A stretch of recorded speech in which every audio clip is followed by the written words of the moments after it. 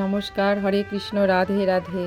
সকল ভক্তগণকে আমার কৃষ্ণ মহিমা শ্রী শ্রী রাধা মদন গোপাল জিও চ্যানেলে স্বাগত জানাই।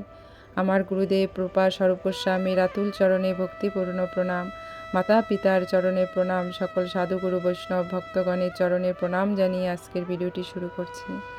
আজকে আমরা আস্বাদন করব পাণ্ডবা নির্জলা একাদশী ব্রত মাহাত্ম্য কথা। জ্যৈষ্ঠ শুক্লপক্ষের এই নির্জলা একাদশী ব্রত সম্পর্কে ব্রহ্মবৈতর্য পুরাণে শ্রী ভীমসেন ব্যাস সংবাদে বর্ণিত হয়েছে। মহারাজ যুধিষ্ঠির বললেন, হে জনার্দন, আমি অপরা একাদশীর সমস্ত মাহাত্ম্য শ্রবণ করলাম। এখন জ্যৈষ্ঠ শুক্লপক্ষের একাদশীর নাম ও মাহাত্ম্য কৃপাপূর্বক আমার কাছে বর্ণনা করুন।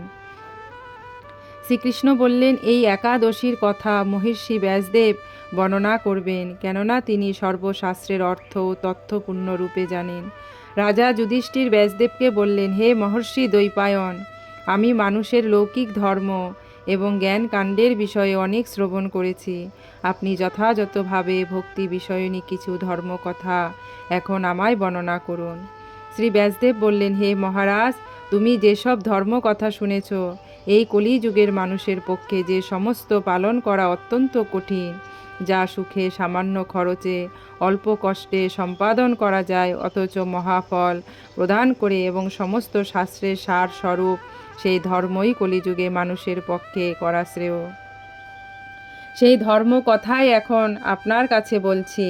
উভয় পক্ষের একাদশী দিনে ভোজন না করে উপবাস ব্রত করবে। দ্বাদশী দিনে স্নান করে শুচিশুদ্ধ হয়ে নিত্যকৃত সমাপনের পর শ্রীকৃষ্ণের অর্চন করবে। এরপর ব্রাহ্মণদেরকে প্রসাদ ভোজন করাবে। অশৌচ দিতে এই ব্রত কখনোই ত্যাগ করবে না। যে সকল ব্যক্তি স্বর্গে যেতে চায়, তাদের সারা জীবন এই ব্রত পালন করা উচিত। পাপ কর্মে রত ও ধর্মহীন ব্যক্তিরাও যদি এই একাদশী দিনে ভোজন না করে, তবে তারা যম যাতনা থেকে রক্ষা পায়। হরি বল।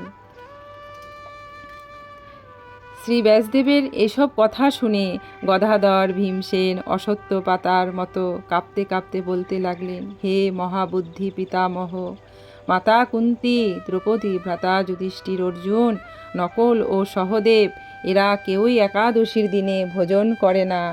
আমাকেও অন্ন গ্রহণ করতে নিষেধ করে, কিন্তু দুঃসহ ক্ষুধা যন্ত্রণার জন্য আমি উপবাস করতে পারি না। ভীমসেনের এরকম কথায় ব্যাসদেব বলতে লাগলেন, যদি স্বর্গাদি দিব্যধাম লাভে তোমার একান্ত ইচ্ছা থাকে, তবে উভয় পক্ষের একাদশীতে ভোজন করবে না। তদুত্তরে ভীমসেন বললেন, আমার নিবেদন এই যে, উপবাস তো দূরের কথা, দিনে একবার ভোজন করেও থাকাও আমার পক্ষে অসম্ভব। কারণ আমার উদরে বৃক নামে অগ্নি রয়েছে, ভোজন না করলে কিছুতেই সে শান্ত হয় না। তাই প্রতিটি একাদশী পালনে আমি একেবারেই অপারগ। হে মহর্ষি, বছরে একটি মাত্র একাদশী পালন করে যাতে আমি দিব্যধাম লাভ করতে পারি, এরকম কোনো একাদশীর কথা আমাকে নিশ্চয় করে বলুন। তখন ব্যাসদেব বললেন, জ্যৈষ্ঠ মাসের শুক্লপক্ষের একাদশী তিথিতে জল পান পর্যন্ত না করে সম্পূর্ণ উপবাস থাকবে, তবে আচমনে দোষ হবে না। ওই দিন অন্নাদি গ্রহণ করলে ব্রতভঙ্গ হয়। একাদশীর দিন সূর্য উদয় থেকে দ্বাদশী দিন সূর্যাস্ত পর্যন্ত জলপান বর্জন করলে অনায়াসে 12টি একাদশীর ফল লাভ হয়। বছরে অন্যান্য একাদশী পালনে অজান্তে যদি কখনো ব্রতভঙ্গ হয়ে যায়, তাহলে এই একটি মাত্র একাদশী পালনে সেই সব দোষ দূর হয়। হরি বল। রাধে রাধে। দ্বাদশী দিনে ব্রহ্ম মুহূর্তে স্নানাদি কার্য সমাপ্ত করে শ্রীহরির পূজা করবে। সদাচারী ব্রাহ্মণদের বস্ত্রাদি দানসহ ভোজন করিয়ে আত্মীয় স্বজন সঙ্গে নিয়ে ভোজন করবে। এই রূপ একাদশী ব্রত পালনে যে প্রকার পুণ্য সঞ্চিত হয়, এখন তা শ্রবণ করো। সারা বছরে সমস্ত একাদশীর ফলই এই একটি মাত্র ব্রত উপবাসে লাভ করা যায়। শঙ্খ, চক্র, গদা, পদ্মধারী ভগবান শ্রীকৃষ্ণ আমাকে বলেছেন, বৈদিক ও লৌকিক সমস্ত ধর্ম পরিত্যাগ করে যারা একমাত্র আমার শরণাপন্ন হয়ে এই নির্জলা একাদশী ব্রত পালন করে তারা সর্বপাপ হতে মুক্ত হয়। রাধে রাধে। বিশেষত কলিযুগে ধন সম্পদ দানের মাধ্যমে সদ্গতি বা স্মার্থ সংস্কারের মাধ্যমেও যথার্থ কল্যাণ লাভ হয় না। কলিযুগে দ্রব্য শুদ্ধি নেই, কলিতে শাস্ত্রোক্ত সংস্কার বিশুদ্ধ হয় না, তাই বৈদিক ধর্ম কখনোই সুসম্পন্ন হতে পারে না। হে ভীমসেন, তোমাকে বহু কথা বলার আর কি প্রয়োজন? তুমি উভয় পক্ষের একাদশীতে ভোজন করবে না। যদি তাতেও অসমর্থ হও তবে জ্যৈষ্ঠ মাসে শুক্লপক্ষের একাদশীতে অবশ্যই নির্জলা উপবাস করবে। এই একাদশী ব্রত ধনধান্য ও পুণ্যদায়িনী।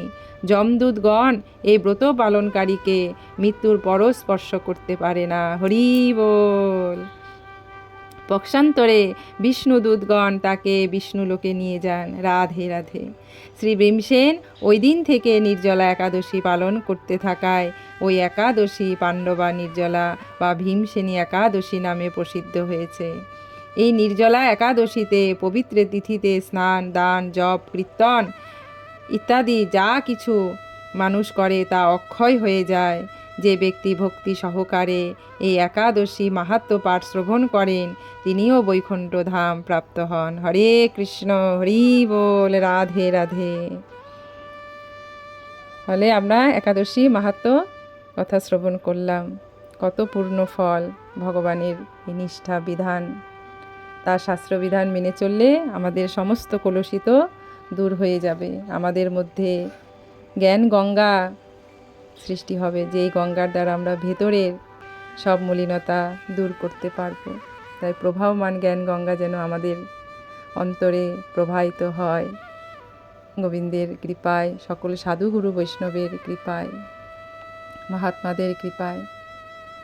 রাধে রাধে। আপনারা সবাই ভালো থাকবেন। ভিডিওতে লাইক শেয়ার সাবস্ক্রাইব কমেন্ট করবেন। জয় নিতাই, জয় গৌর। রাধে রাধে।